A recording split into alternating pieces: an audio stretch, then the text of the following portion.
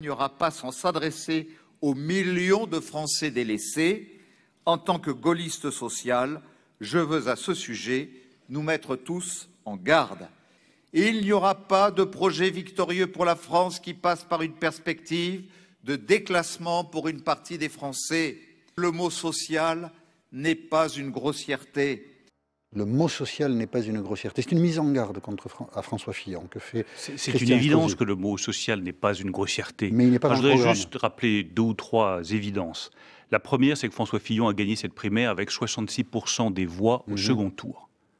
Donc sa légitimité ne peut être remise en cause par personne dans notre famille politique. La deuxième chose, c'est que le déclassement, c'est maintenant. Le déclassement dont parle Christian Estrosi, c'est maintenant.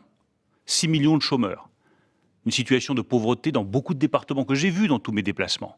Donc soit on a le courage de prendre enfin le taureau par les cornes et de faire les transformations nécessaires dans notre pays et on mettra fin au déclassement, soit on continue exactement comme avant et le déclassement se poursuivra.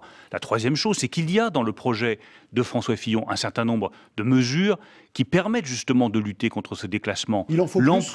L'emploi est la meilleure réponse au déclassement des Français. La baisse des charges sociales pour avoir plus de revenus nets à la fin du mois, c'est la meilleure réponse au déclassement des Français. Vous entendez l'inquiétude.